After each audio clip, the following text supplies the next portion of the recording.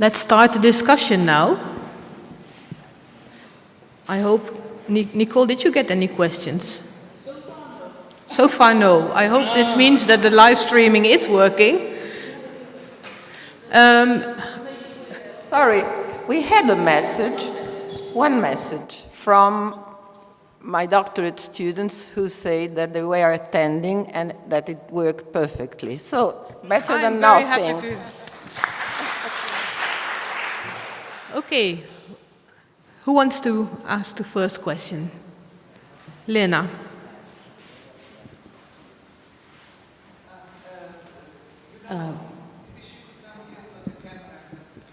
Maybe you can come here so the camera can see you. Isn't it enough, the voice? Well, the voice is good as well, I know. Okay. Everybody knows who Lena is now. Here.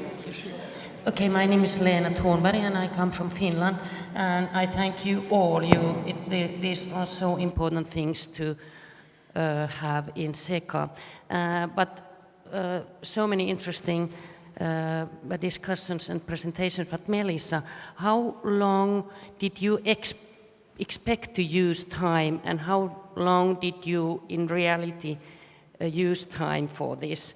And I would like to tell you that we did the same kind of work in a very minimal scale as in Finland to try to find out what is the history of museum education, and we faced the same problem as you said, the documents. It was funny to find very fine documents from the 60s, 70s, how many items the museum has got during that year.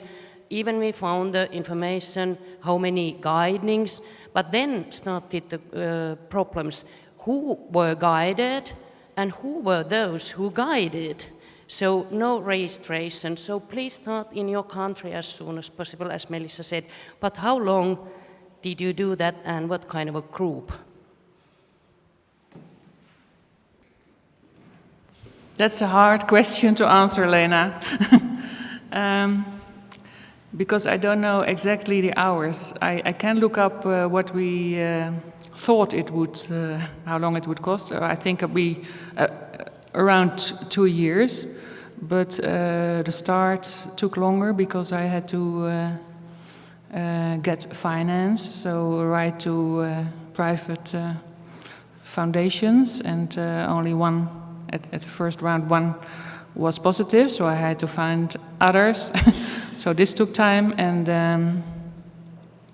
but I can look exactly how many hours it took. I'll send it to you. Years for sure. I started writing to the funds in 2006, as far as I remember, and the first interviews were in 2008 and 2009. The next question. Gina Kutsika. Can you also come here so that the camera can see you?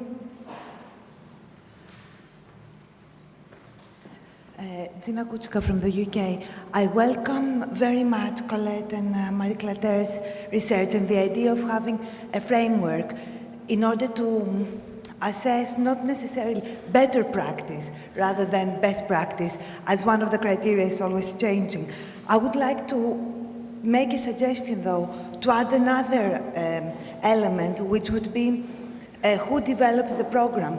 Because if we see the research that you did in the Netherlands, as museum educators, we need to be more apparent in the organization and out there. But at the same time, I think we need to open up so that we invite people from the rest of the organization to influence us.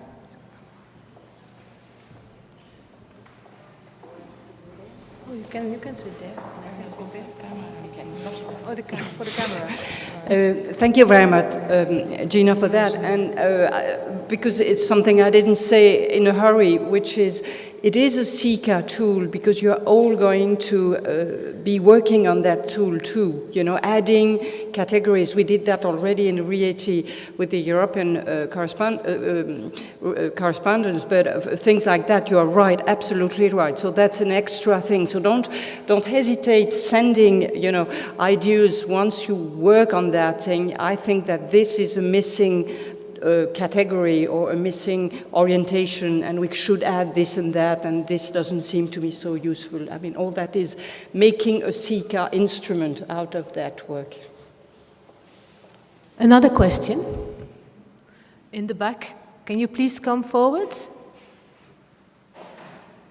And if there's some other people who want to ask questions, you can queue up over there.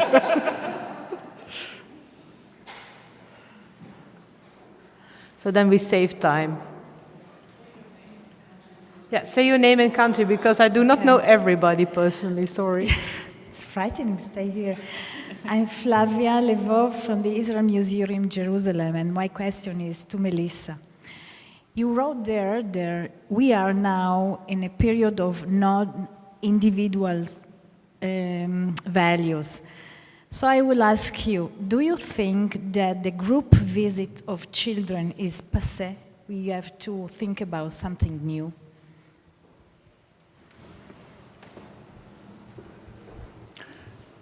Well, first I have to say the quotes you see are of the people we interviewed.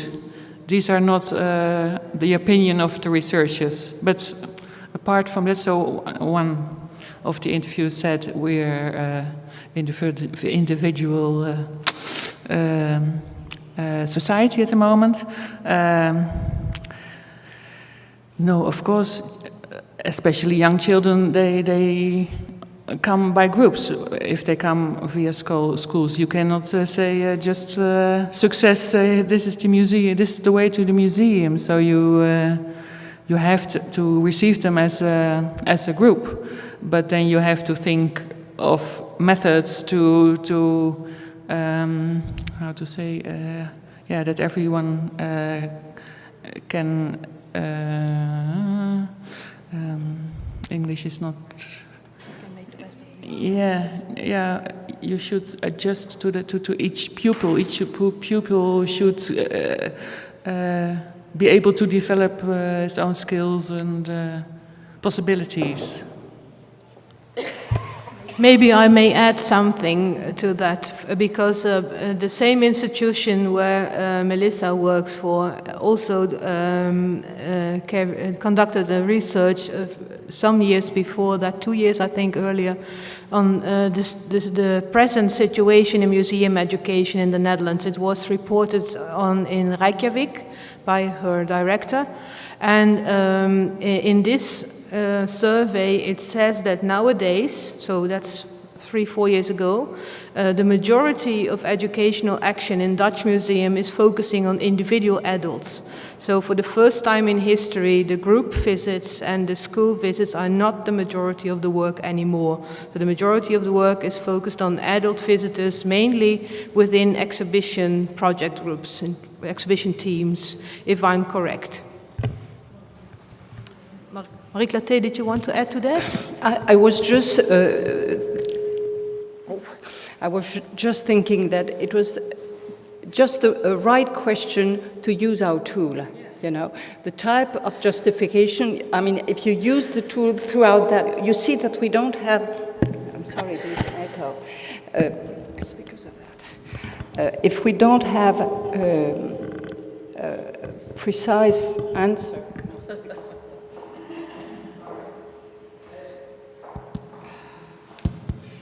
If we don't, we can't have a precise answer to a question of that type. You know, what do we have just getting out of ourselves? We can't answer a question of that type, but we can analyze the process, under a number of orientations, and then saying if we. The relevance, what is the social relevance of something like that? What is the financial relevance? What is the scientific relevance? You see, and through that entry, you can decide not the only answer, but just to orientate your answer just not out of your heart, but out of a little more thinking. Thank you. You can ask your question. Hello, my name is Miriam Springle. I'm from the United States, and I find the framework that you're presenting absolutely fascinating, and I suspect that it's going to be extremely useful. The question that I have, and I suspect I have it as a question because we have not seen the detail yet, and that it will probably be integrated, but has to do with how this framework helps the educator look at and understand where the work of the educator fits within the overall goals or the mission of the institution. The director's priorities, the curator's priorities, the priorities of the institution as a whole, and how does the educator perhaps use the tool, and maybe you've addressed it in the tool, to make sure that they are in alignment with the rest of the work of the institution. So that's really a question, comment that you may have already addressed. Thank you.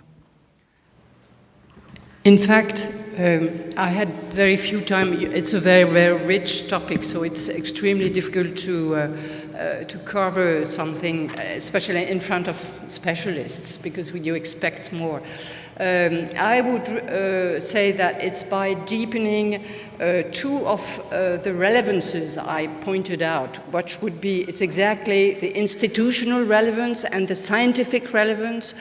If you work a little more deeper on these things, then you find exactly what the role of the education, you are going to give education in that scope, and decide with your institution and inside the type of scientific environment you are in, what is the relationship you want to have and to build with that environment. But it's true, it's typically the type of thing in which we have to go deeper, and I hope that our future discussions about that will help us, give us, examples, criteria going deeper inside that.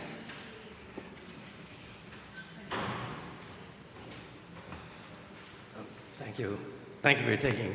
This is more a comment than a question, really two comments.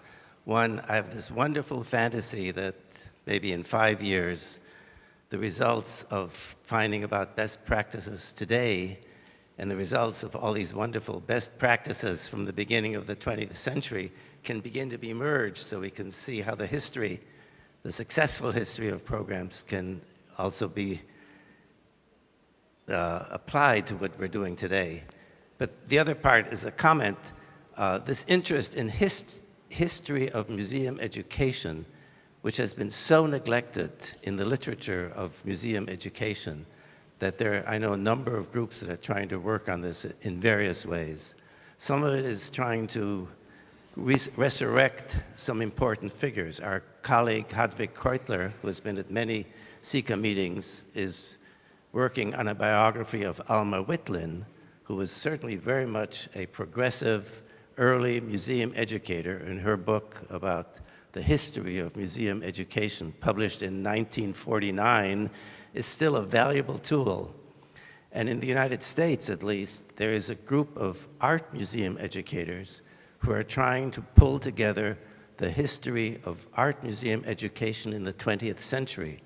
There was a conference at MoMA the summer of 2010, called Mining Art Museum History, like going into a mine to get material. The Mining Art Museum History, you can find reference to it on the web. It was organized by Wendy Woon, who's the Director of Education at MoMA. And there's going to be a second conference, also looking mainly at progressive art museum education in the 1930s, which is going to be held at the Getty Museum in Los Angeles on November 3rd and 4th. It's the Friday, Saturday. It has not yet been announced publicly, but I know the conference is going to be held. If you can get to Los Angeles, attendance, the conference itself is free, but you have to get to Los Angeles. Focusing mainly, as I said, in the 1930s. I'd love to share some references with you because at some point in this time, the Metropolitan Museum in New York actually made a contract with one of the most progressive labor unions in New York to develop educational programs for members of the union in the museum and in the Union Hall. There's some interesting history which we need to recover from our own past. Thank you for your comments. We have time for one or two more questions. So our colleague from Switzerland, can you please? And there's time for one more, I think. You're the next one? Okay. And then we hello, are my name going is to have Anna our coffee Woolrich. break. Yeah. And I'm working in Switzerland, and I thank you for these different and combined results that really help us to go further. I was wondering, for the relevance, and the question is for Marie-Clarté, between the four relevance you mentioned, I was wondering why political relevance wasn't one of those. Thank you. Political, there was economical, Scientific and social, institutional. Why political wasn't mentioned a part of it? Thank you. Thank you very much. Probably because I thought that social was kind of, making a whole of that and making it perhaps less tricky to answer, because in a way, in general, I mean, we are political mammals, but we suffer politics more than we do it. So I was trying to make a kind of proactive tool in which you can really decide. You are not going to change the orientation of the politics of your country by answering this thing. But perhaps we should, I would propose to put it under social, saying that among the social there is something around politics, and I thank you for your suggestion. No, it's a squeeze. Marie Burg from Ireland. Thank you. Good morning, Mari Burke from the National Gallery of Ireland, and I think my Irish colleagues are coming on stream today as part of the conference. If I could just make a comment before I ask a question, and that is just to say that in terms of researching the area of museum education, it's only taken me 10 years to do the history of Irish museums and putting it in an international perspective. But in doing that, one of the things that I did learn, aside from some of the great educational developments that took place in the Louvre and in Italy and in other countries in Europe, Henry Cole, the director of the Victoria and Albert Museum, was really one of the first people who understood the need to make provisions for the public. It was he who provided the very first restaurant in a museum back in 1864 or something. He provided the first touring exhibitions, and I won't go on, but he was one of the great people who paved the way. At the end of the 19th century, there was a director in Dublin called Lieutenant Colonel George Plunkett in the National Museum, and he was another great educator who provided what were called museum demonstrations in the 1890s. They were really just lectures. But he also provided loan collections. He had special boxes made with reproductions made of all kinds of different areas of the collections. And what is really remarkable is that these were very high quality, beautifully labeled in glass, boxed, beautifully made cases. They came with instructions for the teachers to use. They went all over Ireland on trains and buses. And at that time, Ireland was under British rule, and we had a train system that went right throughout the 32 counties. And there were several sets of these cases made, and it took a department in the end to manage it. But in my opinion, having researched museum education in our part of the world, I have never yet found another tool that made so accessible information about the collections to everybody, whether in a school, an art fair, any area, you could borrow these collections. The final point I wanted to make is I think the first museum instructor was appointed in 1907 in the Metropolitan Museum, New York. Very famous guy who came over and spoke to museum educators in Britain and probably further afield. And he's called Henry Watson Kent, a very famous guy who, when Alma Whitlan wrote that book that George mentioned, she refers back to some of the really pioneering work that he did. Now, if I could just go on to my question, because all the presentations today were really, really very good. It's to do with Colette and Marie-Clarté and that very useful tool that you're talking about. When you're suggesting that people try using it now, and it does seem very usable, for the meeting in Armenia, do you want people to bring examples from any aspect of the education service, so to speak, the public programming, or do you want them to show how that tool works in one specific area? Thank you. It's a very good question. Thank you, Mary. I think what I would like both. I would like people to bring to Yerevan a program, a complete program with all its specificities to try and get out of these bits and pieces that we share in the conferences. But at the same time, I would like each person to kind of foster or concentrate on one specific aspect. And then we can arrange with Annie in Yerevan the fact that we can organize, the presentations depending on, the one aspect, so people would have the opportunity to present the whole program, because I think that is what we're looking for, and that at the same time focus on one aspect, and then we'll organize the discussion around these different aspects depending on, and it will be a very nice way to see what are the preoccupations of the CECA members, depending on how many people want to focus on this aspect. So also it's a kind of history.